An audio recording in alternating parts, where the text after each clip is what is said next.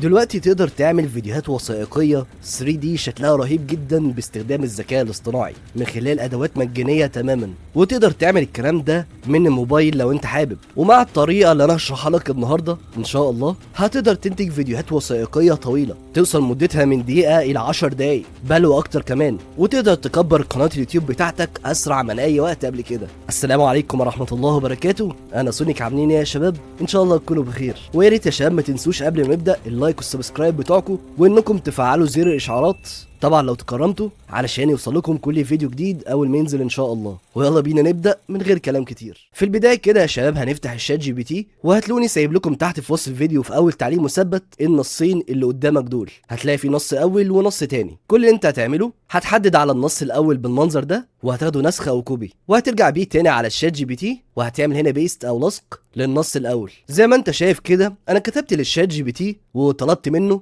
ان هو ينشئ لي فيديو وثائقي عن اي موضوع انا عايزه، وتقدر من المكان اللي فيه النقط دي تكتب فيه الموضوع اللي انت عايزه او الفيديو وثائقي اللي انت عايز تتكلم عنه. تقدر بقى تختار اي فكره في دماغك، وقلت له انا عايز الفيديو الوثائقي ده يكون باللغه العربيه. طبعا تقدر تختار اي لغه غير اللغه العربيه. وطلبت منه برضو ان انا عايز الفيديو الوثائقي ده مدته لا تتجاوز ال 60 ثانيه اللي هي دقيقه يعني. طبعا تقدر تعمل فيديو مدته اكتر من 60 ثانيه، تقدر تعمل دقيقه، دقيقتين، 5، 10 دقايق او اكتر كمان، ولكن انا كتبت 60 ثانيه علشان اشرح لكم بس والفيديو متولش مننا. ولكن انت تقدر تختار عدد الدقايق اللي انت عايزها. تقدر بقى تتكلم عن شخصيات تاريخية عربية زي صلاح الدين الايوبي او ابن سينا او حد من الصحابة رضي الله عنهم، او عن الحضارات العربية القديمة زي الحضارة المصرية القديمة والخ، او قصة عن حروب والمعارك زي معركة حطين او فتح الاندلس او حرب اكتوبر مثلا، او تعمل وثائقي عن اماكن زي مثلا مسجد الحرام. المهم يعني انت عندك كذا فكرة ممكن تعمل موضوع او فيلم وثائقي عنها. انا مثلا يا شباب عايز اعمل فيلم وثائقي عن صلاح الدين الايوبي، علشان كده هتلاقيني كتبت هنا صلاح الدين الايوبي رحمة الله عليه، وبعد كده تضغط هنا على ارسال. وزي ما انت شايف كده الشات جي بي تي كتب لي سكريبت لفيديو وثائقي مدته 60 ثانية عن صلاح الدين الايوبي، وزي ما انت شايف كده عمل لي 6 مشاهد. وبعد كده هترجع تاني وتاخد النص التاني برضو كوبي بالمنظر ده او نسخ، وبعد كده هترجع تاني على الشات جي بي تي وهتعمل بيست او لصق. لو انت عايز تعرف النص ده بيعمل ايه، النص ده عبارة عن ان انا طلبت من الشات جي بي تي انه يحول لي السكريبت اللي موجود بالاعلى ده الى مشاهد متقسمه، وطلبت من الشات جي بي تي ان هو ينشئ لي لكل مشهد برومبت اقدر استخدمه لتحويل النص الى فيديو ثلاثي الابعاد يكون بستايل واقعي. فالنص ده هيساعدنا لتحويل المشاهد دي الى فيديوهات 3D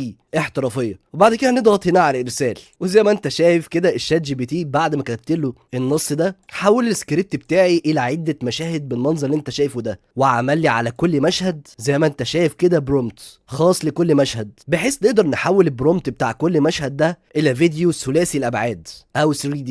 الموقع بقى يا شباب اللي احنا نستخدمه لتحويل المشاهد بتاعتنا الى فيديوهات 3D هو موقع جروك. من اكتر حاجات بتميز موقع جروك ان هو موقع مجاني تماما، وتقدر تصنع عن طريقه صور وفيديوهات بلا حدود حرفيا. ولو انت شغال على الموبايل تقدر عادي جدا تفتح جروك عندك من الموبايل وتطبق معايا نفس الخطوات اللي انا هعملها دلوقتي، وهتلاقي ان كل حاجه ان شاء الله شغاله معاك بشكل طبيعي جدا. اول حاجه بس تروح هنا على الشمال واضغط على اماجن، وبعد كده هترجع على الشات جي بي تي وهتروح عند المشهد الاول اللي هو ده، وهتنزل عند البرومبت الخاص بالمشهد الاول وهتاخده كوبي بالمنظر اللي انت شايفه ده، وهترجع بيه تاني على جروك وهتعمل هنا بيست او لصق للبرومبت بتاعنا الاول، وهتنزل تحت هنا وتضغط على الزر ده وتاكد انك انت عامله على فيديو. ومن الاسبكت ريش هنا اختار المقاس اللي انت عايزه للفيديو بتاعك، وزي ما انت شايف هتلاقي عندي فيه 3 مقاسات مختلفه. اختار المقاس اللي يعجبك. انا مثلا هختار المقاس ده اللي هو مناسب للفيديوهات اللي بتكون بالعرض زي الفيديو اليوتيوب اللي انت بتتفرج عليه دلوقتي. وبعد كده هتضغط هنا على ارسال. وزي ما انت شايف بدأ في توليد الفيديو بتاعنا او المشهد بتاعنا الاول، وزي ما انت شايف هو سريع جدا في توليد الفيديوهات، والموضوع حرفيا مش بياخد منه كام ثانيه. واول فيديو بتاع اول مشهد بقى جاهز. تعال اوريك شكله عامل ازاي.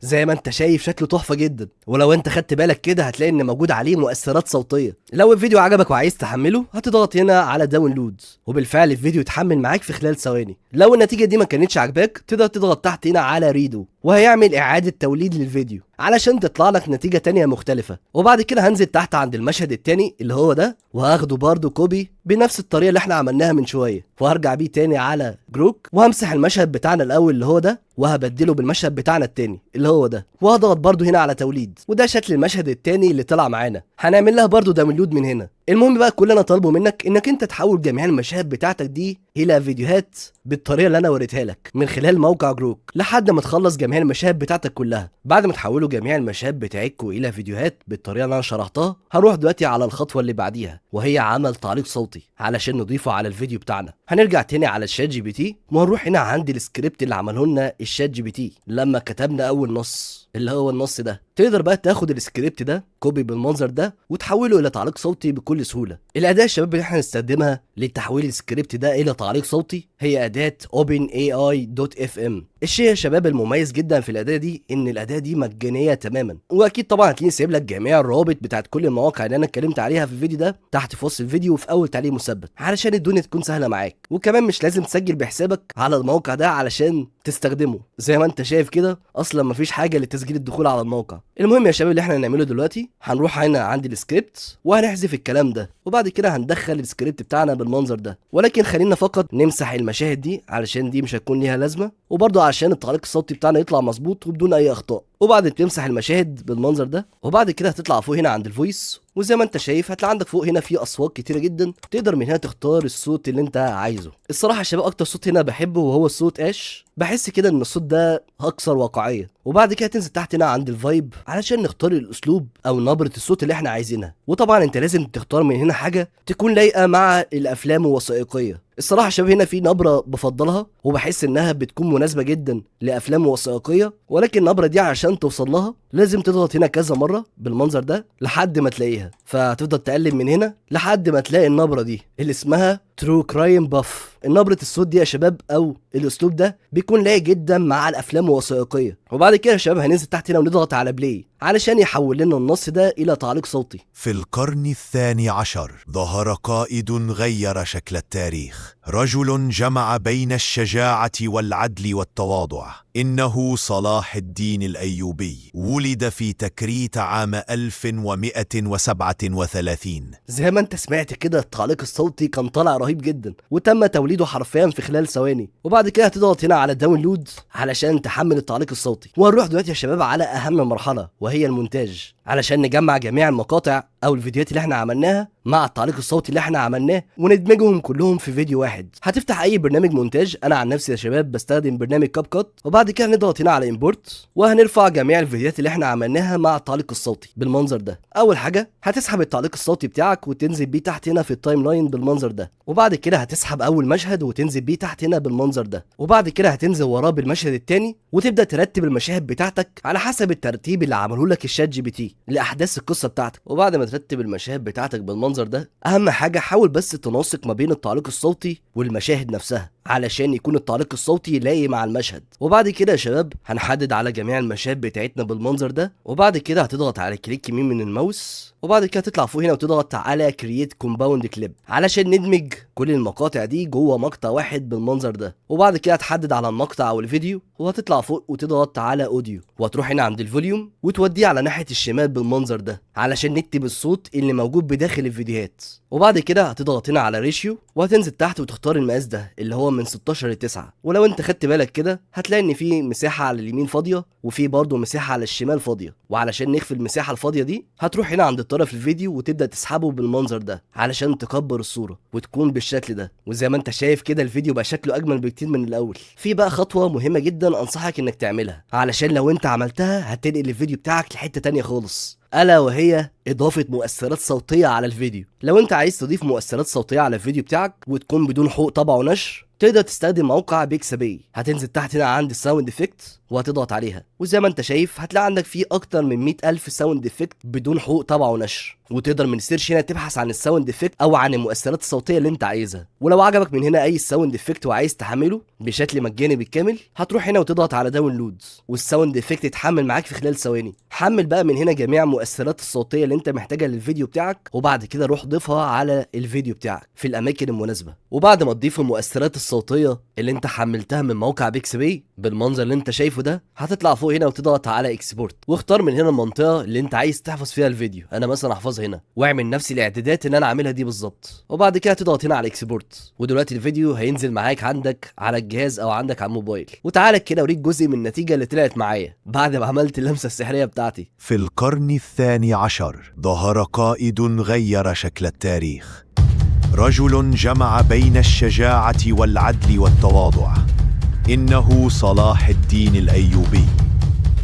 ولد في تكريت عام 1137، ومع الوقت لمع نجمه في جيش نور الدين زنكي حتى أصبح القائد الأول لحملة توحيد المسلمين.